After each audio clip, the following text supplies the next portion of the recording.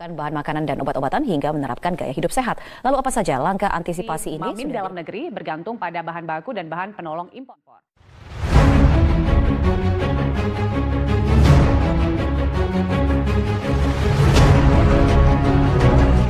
Petir bukan sembarang petir. Petir menyambar, hujan pun jatuh. Terima kasih hadirin yang telah hadir. Assalamualaikum warahmatullahi wabarakatuh. Yang kami hormati kepada Dewan Juri yang telah menyaksikan video ini, yang kami hormati kepada seluruh panitia yang telah menyelenggarakan acara ini, dan yang kami banggakan kepada finalis Winfresh 2020. Dunia, termasuk Indonesia, saat ini sedang dilanda oleh wabah berkelanjutan yaitu virus corona. Di tengah pandemi COVID-19, beberapa tantangan sosial seperti physical and social distancing, berdiam diri di rumah, dan hasil pertanian yang mulai terbatas menjadi faktor-faktor penghambat kesejahteraan masyarakat. Menurut FAO 2020, dunia akan mengalami ancaman kelangkaan pangan di tengah masa pandemi. Hal ini dikemukakan juga oleh Burgi 2020 yang menyatakan bahwasannya sebuah wabah penyakit yang terjadi di suatu negara akan meningkatkan jumlah penduduk yang mengalami kelaparan atau malnutrisi. Beberapa sumber atau sektor yang terdampak akibat pandemi COVID-19 diantaranya adalah sektor ekonomi, sektor pendidikan, sektor pariwisata, dan sektor yang paling krusial adalah sektor pangan dan sektor kesehatan. Kesehatan merupakan hal yang fundamental sekaligus preventif terhadap kondisi masyarakat. Hal ini dikarenakan vaksin untuk mencegah infeksi virus COVID-19 sampai saat ini belum ditemukan, sehingga diperlukan upaya-upaya pencegahan, diantaranya adalah meningkatkan imunitas tubuh. Menurut Kepala Divisi Alergi Imunologi Fakultas Kedokteran Universitas Gadjah Mada, yang menyatakan bahwasannya meningkatkan imunitas tubuh adalah sangat penting terlebih di masa pandemi. Hal yang selaras juga dikemukakan oleh WHO yang telah mengeluarkan anjuran-anjuran untuk mengkonsumsi pangan sehat yang tinggi akan antioksidan. Peranan sektor pangan melalui SDGs 2030 di masa pandemi COVID-19 perlu diupayakan secara optimal dan berkelanjutan. Hal ini selaras dengan Deklarasi Universal PBB tentang Hak Asasi Manusia pada tahun 1948 yang menyatakan bahwa setiap orang berhak untuk mengkonsumsi pangan yang sehat, sehingga terbebas dari kelaparan dan malnutrisi. Hal ini juga berkaitan dengan tujuan kedua dan tujuan ketiga SDGs 2030, yaitu mengakhiri kelaparan, mencapai ketahanan pangan dan nutrisi yang baik, serta mendukung pertanian berkelanjutan dan mendukung hidup sehat. Buah bengkoang. Buah bengkoang merupakan buah yang sangat mudah kita jumpai di kehidupan kita sehari-hari. Dan yang seperti kita ketahui, buah bengkoang selain memiliki rasa yang manis, juga memiliki sejuta manfaat yang sangat baik bagi kesehatan kita. Di antaranya adalah kadar airnya yang cukup tinggi, mengandung inulin dan antioksidan menurut Muna dan Denny 2018. Serat tinggi dan juga memiliki berindeks glikemik yang rendah, kaya akan vitamin C dan senyawa bioaktif Lingga 2010. Namun sayangnya pemanfaatan buah bengkoang belum secara maksimal, terutama di bidang pengolahan minuman pangan fungsional. Kacang kedelai. Kacang kedelai merupakan bahan makanan yang sangat mudah kita jumpai di kehidupan kita sehari-hari. Dan yang seperti sudah kita ketahui bahwa kacang kedelai merupakan bahan baku utama dalam berbagai produk-produk yang mudah kita jumpai seperti produk susu dan lain sebagainya. Dan kacang kedelai banyak memiliki sejuta manfaat. Di antaranya adalah sumber utama protein nabati kaya akan asam amino lisin dan triptofan menurut Cahyadi 2007. Mengandung isoflavon, mengandung vitamin B1, B2, E dan K. Koswara 1992. Dengan manfaat-manfaat tersebut, bahwa kacang kedelai memiliki senyawa yang bisa membantu meningkatkan imun kita sehingga kita terhindar dari berbagai virus. Namun sayangnya pemanfaatan kacang kedelai dalam pangan fungsional masih terbatas dan belum banyak dilakukan. Maka dari permasalahan yang ada dan kandungan gizi yang telah dikemukakan, maka kami menginovasikan sebuah produk yang berjudul So Yangga. Saya Taufik Akbar Saragi.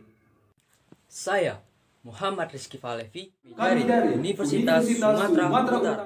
Produk kami, Soyam Guard adalah produk fermentasi yang berasal dari sari bengkoang dan sari kacang kedelai dengan penambahan bakteri asam laktat, dan diharapkan mampu memaksimalkan pemanfaatan dari umbi bengkoang dan kacang kedelai sekaligus meningkatkan nilai gizinya. Antioksidan yang terkandung di dalam umbi bengkoang dan kacang kedelai juga diharapkan dalam minuman probiotik untuk menangkal radikal-radikal bebas yang berada di pangan, sehingga berpotensi untuk meningkatkan daya imunitas. Pembuatan yang pertama adalah mengambil sari dari umbi bengkoang. Bengkoang disortasi, dicuci, dan di-blend seluak pada suhu 80 derajat Celcius selama 30 menit. Kemudian dikupas dan dipotong-potong. Lalu di blender menggunakan air dengan perbandingan 1:1. Kemudian disaring menggunakan kertas saring sehingga menghasilkan ekstrak atau sari dari bengkoang. Pembuatan Soyam Guard, homogenisasi dari sari bengkoang dan sari kacang kedelai yang kemudian dipasteurisasi pada suhu 80 derajat Celcius selama 30 menit. Lalu ditambahkan susu skim sebanyak 15% dan gula sebanyak 3%. Larutkan dan tambahkan garam Arab sebanyak 0,6%. Diaduk hingga homogen dan didinginkan sampai suhu 45 derajat Celcius. Ditambahkan starter sebanyak 5% dan ditutup menggunakan plastik polietilen kemudian dilubangi. Dan dilakukan inkubasi di sekitaran suhu 40-45 derajat Celcius, kemudian ditunggu sehingga produk Soyam Guard siap. Selanjutnya, langkah-langkah strategis yang akan kami lakukan, yaitu ada 7. Yang pertama, yaitu adalah survei. Kami akan mensurvei beberapa tempat untuk pemasok bahan baku kami, agar bahan bakunya tetap tersedia, supaya produk tetap terus berlanjut, sehingga tidak terjadinya kekosongan dari bahan baku tersebut.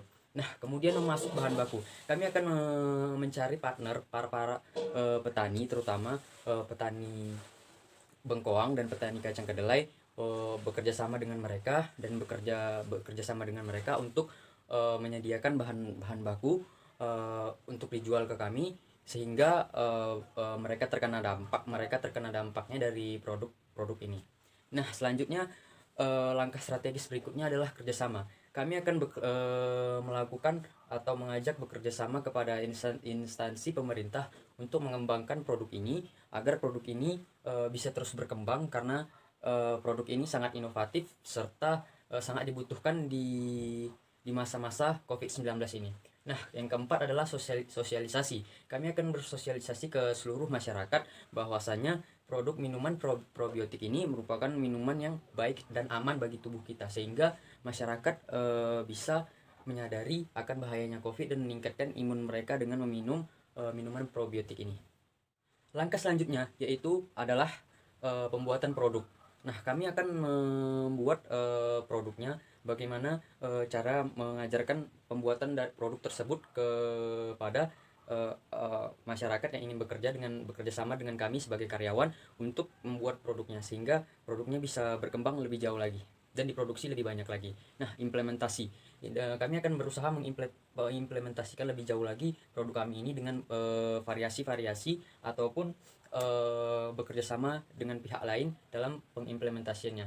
Nah, yang terakhir adalah evaluasi. Kami akan evaluasi setiap kegiatan, bagaimana kendala-kendala yang dihadapi selama di lapangan, sehingga kedepannya lebih baik, sehingga menjadi lebih baik lagi ke depannya, dan produk ini semakin baik. Kesimpulannya, bahwasanya Soyam Guard dapat memberikan dampak positif bagi kesehatan dan ketahanan imunitas masyarakat di tengah pandemi COVID-19. Soyam Guard merupakan minuman probiotik yang sehat, sehingga siapa saja dapat mengkonsumsinya, termasuk penderita diabetes. Dan semua kalangan bisa mencoba minuman probiotik karena aman dan pemanfaatan bahan dengan fortifikasi bengkoang dan kacang kedelai juga bernilai gizi yang tinggi dan serta kaya akan antioksidan, memiliki beberapa keunggulan seperti mengandung bakteri baik dari asam laktat yang mampu membantu pencernaan kita agar lebih baik dalam mencerna makanan, dan semoga diharapkan mampu untuk menjadi solusi strategis menghadapi tantangan pandemi COVID-19 melalui pengimplementasian tujuan pembangunan SDGs 2030 terlebih dalam sektor pangan. Sekian presentasi dari kami. Assalamualaikum warahmatullahi wabarakatuh.